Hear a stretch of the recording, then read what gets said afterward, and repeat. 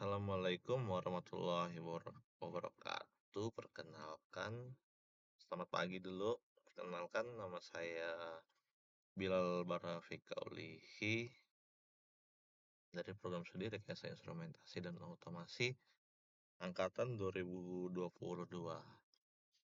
Jadi kemarin itu di hari Jumat atau Sabtu kita telah melaksanakan praktikum pneumatik dan hidrolik pada modul pertama, hari pertama praktikum. Nah, jadi di sini mahasiswa dikasih tugas untuk mempresentasikan apa yang telah dijelaskan oleh aspra kita dalam waktu 20 menit. Jadi di sini kita mulai aja. Kita akan masuk ke PowerPoint-nya. Ntar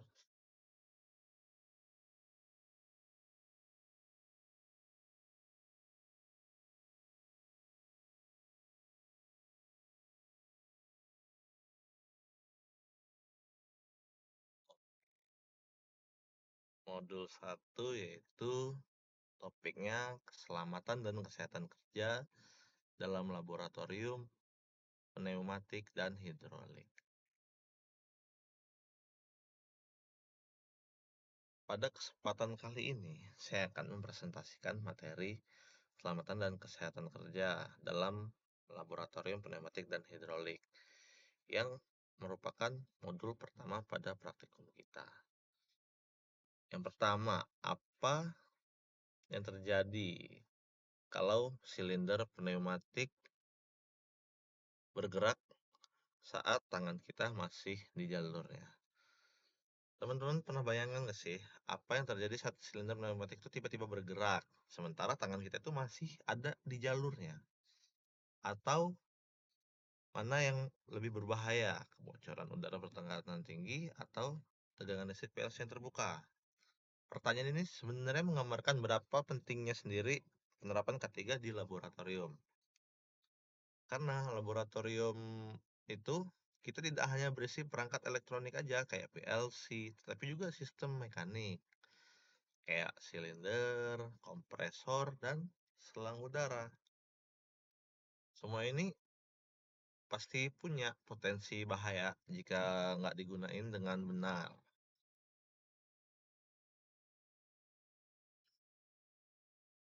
Tanpa aturan K3 itu sendiri, risiko yang bisa terjadi itu antara lain kayak seperti di PPT ini, tangan bisa terjepit silinder, terus bisa terkena sengatan listrik juga kalau kita itu tidak berhati-hati. Yaitu bisa selang udara juga terlepas dan mencambuk. Terus di sini ada gangguan pendengaran karena kebisingan dari si kompresor itu sendiri ya. Jadi penerapan K3 ini bukan cuman formalitas, melainkan kebutuhan yang nyata untuk keselamatan kita semua baik dari asisten praktikum hingga praktikan itu sendiri. Untuk tujuan penerapan K3 ini ada beberapa tujuan utama ya dari penerapan si K3 di laboratorium IA ini sendiri. Seperti yang pertama itu melindungi keselamatan mahasiswa dari dari asisten dan asisten. Salah baca saya. Dan dari kecelakaan kerja. Kenapa K3 itu penting? Jadi K3 itu akan melindungi keselamatan si mahasiswa atau praktikannya sendiri dan asisten praktikum itu dari kecelakaan kerja. Dan yang kedua itu mencegah kerusakan alat seperti si silinder itu tadi, PLC, kompresor, selang, dan juga katup.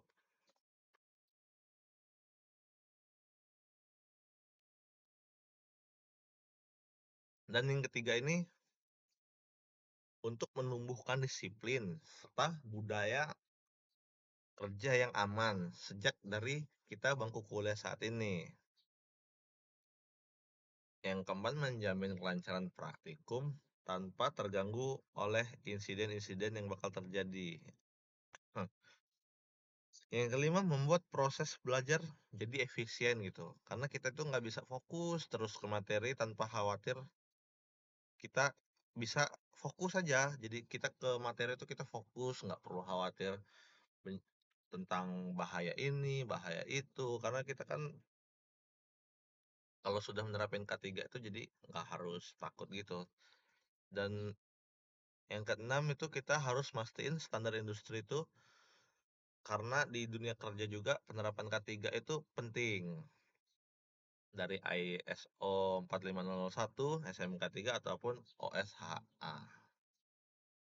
Lanjut dengan kata lain, K3 ini bukan hanya keamanan di kampus ya, tapi juga bakal lanjut terus sampai dunia kerja. Makanya kita harus belajar dari sejak di kampus. Untuk peringatan bahaya di laboratorium ini, di laboratorium pneumatik dan hidrolik ada beberapa sumber bahaya yang harus kita perhatikan.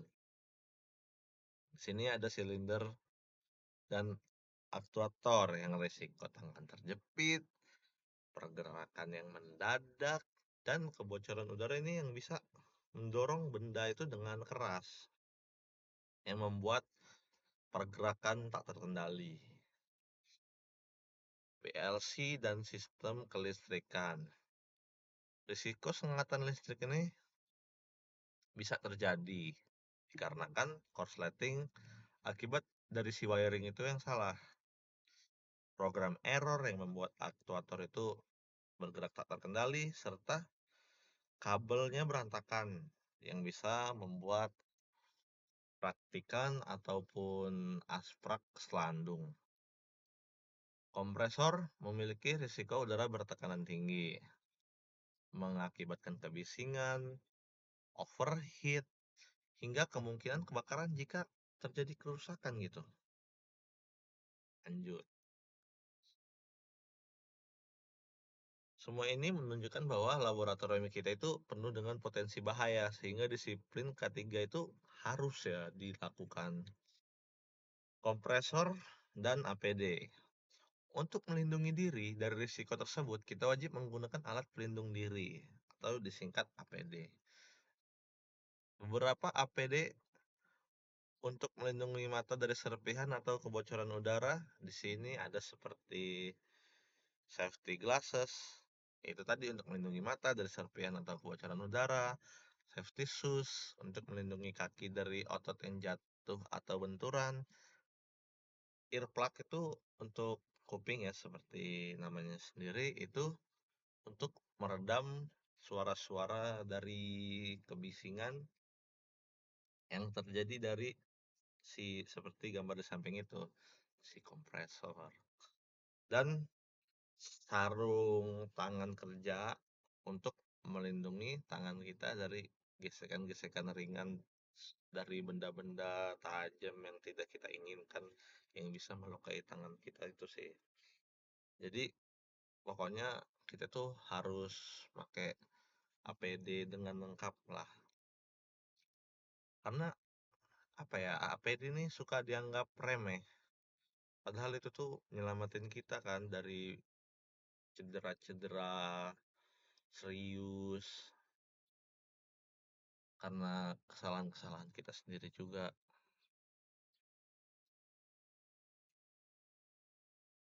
Nih, di sini juga ada gitu aturan umum laboratorium.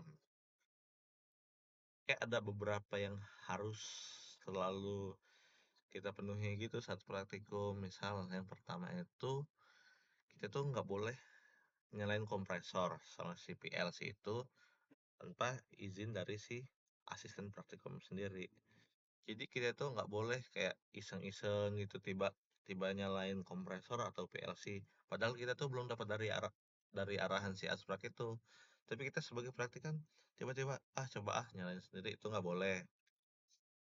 Karena itu menyalahi aturan K3 itu sendiri. Dan untuk yang kedua itu kita harus cek si oli kompresor itu sebelum kita pakai untuk praktikum. Nah, yang ketiga kita jangan memegang piston saat silinder itu bergerak. Nah, yang keempat ini pastiin kalau si selang itu dan fitting itu terpasang kuat. Oh ya, yang ketiga tadi tuh kita kenapa tuh nggak boleh megang piston saat silinder bergerak? Itu untuk menghindari hal-hal yang tidak kita inginkan ya. Karena kita tidak tahu kan apa yang bisa terjadi. Tadi tuh kita lanjut yang kelima, verifikasi program PLC terlebih dahulu sebelum kita jalanin. Jadi kita harus memverifikasi si program PLC-nya itu sebelum kita running dan kita coba saat praktikum. Yang keenam ini kita harus nyalain si kompresornya ini dalam waktu 5 menit sebelum digunakan. Kayak dipanasin gitu mungkin guys ya, agar udara yang dihasilkan dari si kompresor itu terpenuhi selama 5 menit ini. Nah, kalau udah sampai sekitar 5 menit pas atau harus 5 menit pas, itu boleh kita matikan si kompresornya. Lalu kalau si tekanan anginnya kurang, kita boleh matiin si PLC-nya dulu. Nah, kalau sudah, hidupin lagi si kompresor sesuai dengan aturan tadi. Kayak harus nunggu 5 menit dulu sebelum kita gunakan. Nah, kalau udah selesai semua praktik pada hari itu, kita boleh langsung saja mematikan semua alat dan rapihkan kabel, selang, dan ruangan sesuai dengan arahan dari asisten praktikum. Aturan ini sederhana, tapi sangat efektif dan bisa mencegah kecelakaan. Ya, dikarenakan pentingnya sekali guys ketiga itu. Jadi harus kita ikuti aturan-aturan umum yang sudah dibuat di sini yang akan meminimalisir jika terjadi kecelakaannya. Jangan sampai sih tapi. Lanjut di sini ada SOP dari praktikum itu sendiri. Selain aturan umum yang sudah kita bahas tadi itu ada SOP yang lebih detail. Seperti saat kita sebelum praktikum itu kita harus cek kondisi si selang fitting kabel oli dari kompresor dan kompresor saat praktikum. Jaga jarak dari silinder, jangan nyentuh aktuator yang bergerak serta selalu awasi manometer dan indikator PLC sendiri. Nah,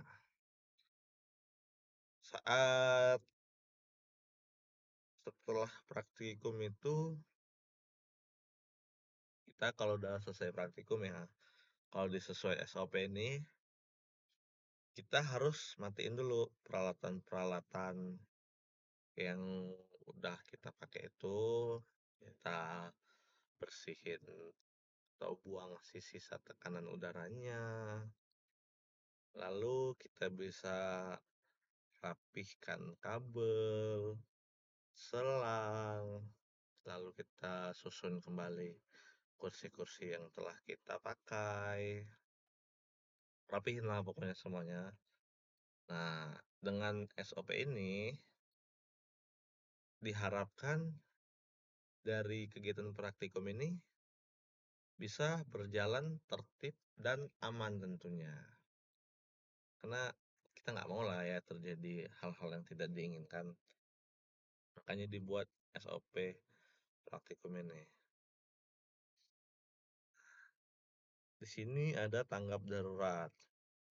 Misal nih, ada suatu insiden yang kita tidak inginkan saat praktikum saat di lab itu kita kejadian sesuatu. Tapi jangan sampai kalau bisa ya.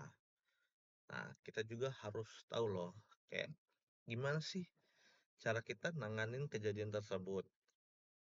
Misal, ada kebocoran udara. Kita kita itu langsung harus cepat bergegas gitu, matiin langsung si kompresornya itu dan buka si valve ataupun si katup pembuang udaranya. Itu yang pertama. Dan yang kedua, misal terjadinya sengatan listrik, itu bahaya banget guys. Kita harus buru-buru ya, matiin si power dari si listriknya tersebut dan ambil langsung P3K. Dan jika sangat berbahaya itu bisa kita larikan langsung ke IGD atau UGD rumah sakit sih. Pokoknya langsung gercep, langsung cabut langsung si powernya untuk mencegah ke apa ya, hal-hal yang selanjutnya bisa terjadi gitu. Lanjut, kalau si kompresornya itu overheat kayak bunyi gitu, berisik, ya kayak bunyi aneh lah, berisik dari seperti biasanya itu, kita langsung hentiin aja guys praktikumnya. Jadi langsung evakuasi praktikan dari ruangan-ruangan yang itu tentu saja dilakukan oleh asisten praktikumnya, karena untuk menghindari hal-hal yang tidak inginkan jika jangan sampai lah ya, misalnya si kompresor itu meledak atau apalah. Nah, misal terjadi nih kebakaran. Nah, di laboratorium OZT itu kan udah tersedia ya apar-apar di setiap sudut-sudut gedung. Nah, kita bisa tuh menggunakan apar. Apar nih alat pemadam api ringan. Ya, itu juga penggunaan apar itu harus sesuai dengan prosedur yang udah ada. Pernah itu juga pernah saya pelajari juga sih di tempat KP saya kemarin tuh gimana cara penggunaan apar itu. Nah, dengan tanggap darurat yang cepat dan tepat, jadi risiko kecelakaan kerja ini bisa diminimalisirkan ya. Jadi kita perkecil kemungkinan kecelakaan kerja itu dengan adanya tanggap darurat ini.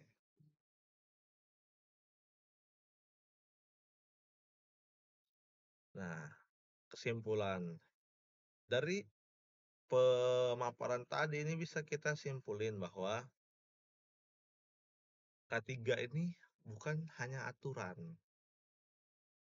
yang kayak aturan yang di apa ya, gitulah pokoknya. Tapi itu tuh juga kita butuh K3 itu. Jadi bukan hanya aturan soal larangan lah, inilah itulah. Jadi emang kita butuh K3 itu karena untuk keselamatan kita sendiri gitu. Dalam untuk saat ini dalam laboratorium. Karena dengan K3 sendiri kita bisa ngelindungin diri kita dan menjaga alat dari kerusakan yang tidak diinginkan dan memastikan praktikumnya itu berjalan dengan lancar. Yang terakhir itu, nah kebiasaan ini nih jadi akan sangat berguna gitu saat kita lulus nanti kerja. Nah, karena kemarin itu juga saya saat KP itu kebiasaan-kebiasaan positif kayak di dunia kerja yang sudah kita terapin itu ketiganya di dunia kerja itu karena industri itu mengutamakan keselamatan. Nah, maka dari itu kita harus menerapkan K3 dengan disiplin, bukan hanya karena takut ditegur asprak itu. Tetapi juga Itu penting ya untuk keselamatan kita sebagai praktikan harus dipenuhi lah ketika itu. Nah, sudah di akhir PowerPoint, PowerPoint jadi di sini saya akhiri. Demikianlah presentasi yang bisa saya paparkan tentang keselamatan dan kesehatan kerja dalam laboratorium instrumentasi dan automasi pada mata kuliah pneumatik dan hidrolik. Semoga kita bisa menambah kesadaran kita sama semua dan pentingnya dari menjaga keselamatan kita itu sendiri saat praktikum, saat di dunia kerja karena jujur aja K3 itu sangat penting guys. Dan terima kasih atas perhatiannya telah menonton video saya dari awal sampai akhir. Kurang lebih bahasa dari saya mohon maaf. Kepada Tuhan saya mohon ampun. Saya akhiri. Wabillahi taufiq wal hidayah. Wassalamualaikum warahmatullahi wabarakatuh. Terima kasih guys. See you the next video. Bye bye.